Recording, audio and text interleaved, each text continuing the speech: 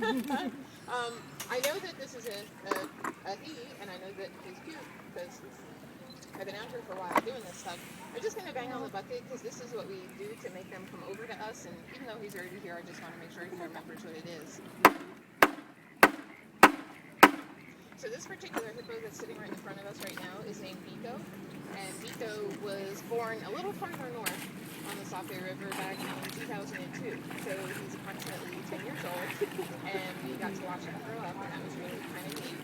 He tends to spend a lot of time by himself. He doesn't necessarily like to hang out with girl hippos or either any boy hippos either. And part of the reason why I think he doesn't necessarily hang out in a big section of the river and the section that the females want to hang out in is because he's actually a little small for a full-grown hippo. How many are in here now? How many are in here? Typically, like I said, we tend to see this animal hanging out here by himself, but farther north along the river, we usually see about 8 or 9 that are hanging out because that's where the girls like to hang out. If he would come out a little bit more, what I was trying to do is I was trying to get him to come out because then he usually likes to open his mouth and we can talk about his teeth. Hippo teeth are uniquely adapted because they use a lot of their teeth for fighting with other hippos. The males, of course, need to use those teeth to establish their territory and defend their territory. And then females are going to use their teeth in order to defend their babies whenever they have babies.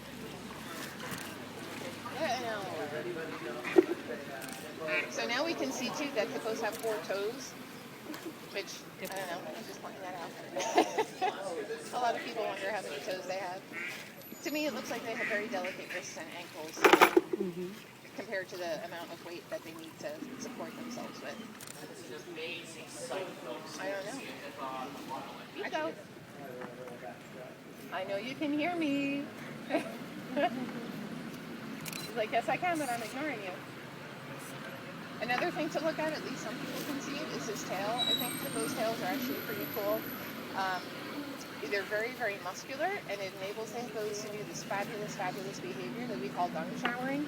And dung showering is where the hippo defecates, and then when they defecate, they just flap that tail back and forth really fast. Are you not finished chewing? There you go, that's pretty. Finally, I get a good throw. Let's see if I can do that again. Oh, now I'm bad.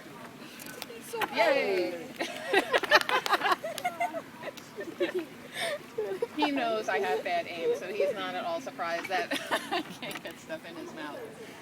But yeah, what they do when they're doing this behavior called dung showering is they flap that tail back and forth, and so their feces, which comes out in little balls the size of a tennis ball, winds up getting all mushed into just thousands and billions of pieces, and it goes flying everywhere. And if he were to decide that he was going to dung shower right now, then we would definitely want to back up from the edge because it would come flying up here and we would get covered.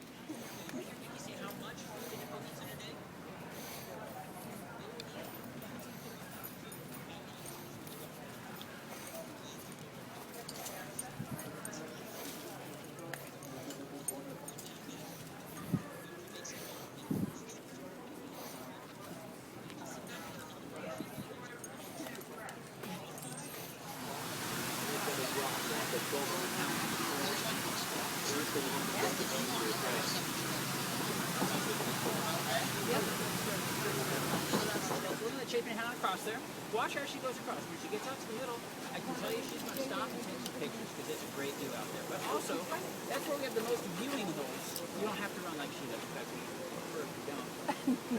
She's been going across these bridges hundreds of times over the last year or so, so she's good at it. But out here in the middle, we have the most viewing holes. That's the big, huge gap between the boards. So please watch your step, even though you're distracted by the view.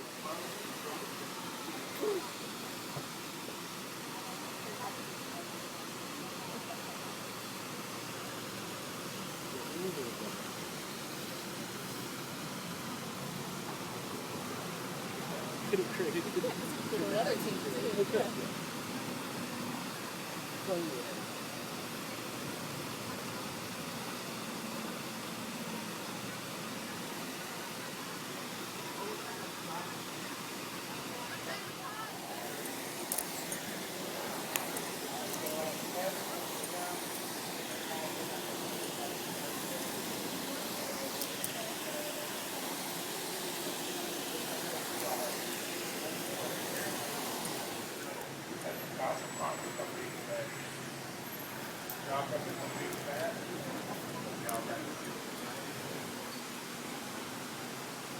Nile crocodiles. Nile crocodiles are considered by many scientists to be the second largest crocodile species in the world. They're second right behind the saltwater crocodiles of Australia. You guys know how to tell the difference between crocodiles and alligators? The nose. Nose, yes. What's the difference? The alligator is longer and pointier. Other way around. Oh, okay. You're very close. So alligators have kind of a more rounded U-shaped snout. Crocodiles tend to have a more pointed V-shaped snout. So if you're ever close enough that you can see the teeth, you're probably too close and you should move away. But then you at least know what's trying to eat you. And maybe that gives you some kind of, consolation. So like I said, I come out here and hang out with the crocodiles whenever I have free time. I can talk about these guys for hours upon hours on end. You really can. Yeah.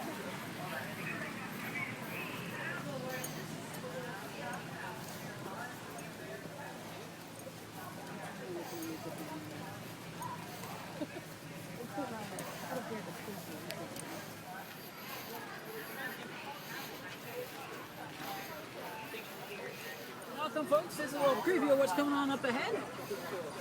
We're going to be going across on the same path that the trucks are on out there, looking for animals. I don't see any right here near us. Let's keep scooting over to the right-hand side, make sure everyone can come on here. It's a small little overlook area. There's a lot of us. Kind of low and even tone. You scoop very, very easily. And I don't want him to run away. We've got another lovely female right here. Right here, this is a Maasai giraffe, along with these two right here, and then one who's itching herself is reticulated. Now, if she happens to stick her head in, do not touch her. They look very gentle, but they can cause some major bonkage. They can actually knock her from and make her skin itch, so she actually will itch and itch and itch and itch. It feels so good. If you look at Thika's pattern, see how clean and defined it is? That's reticulated. It's something Latin word reticulate, which means net-like. It's kind of a little different, but we love her all the same. You see the one right, kind of right, there's one behind a tree stump there? That is our male. He's jet black, but he's not in control. It is a matriarchal society, so ladies are in control, and he's only around for breeding purposes. So that female can kick him out anytime. There's our baby. That's a big sister right there who just threw that branch on her head. She's actually been an excellent big sister. We've seen her take care of Bali, which leads us to believe she'll probably be a good mother, but she's time for her to breed. There's our male. You can see his horns are much larger. Those horns total weigh about 45 pounds, so not terribly heavy, and they're honeycombed on the inside.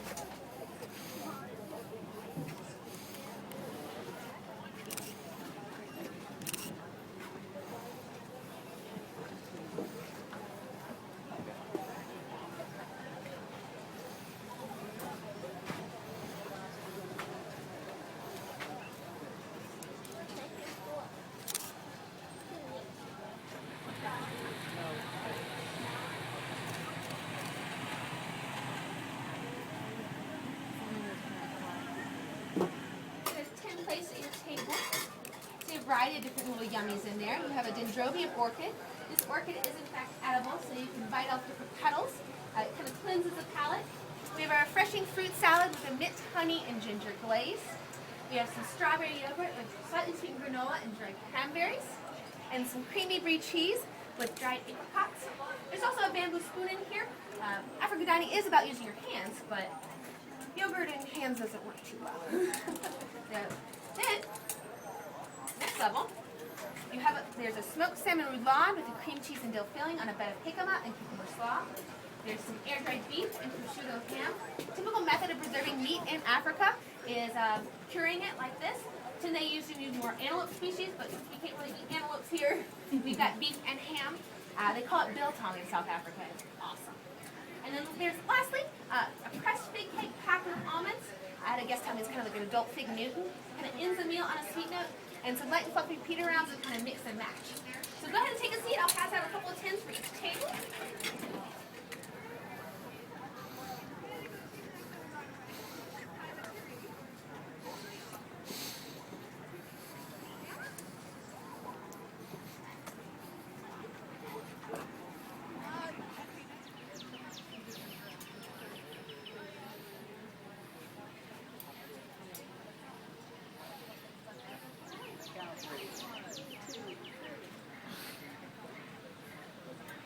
have the right of way, and they really like it to sleep right in the middle of the road, especially when I have to go to the bathroom, and I have to wait for them to move, and I can't hold it.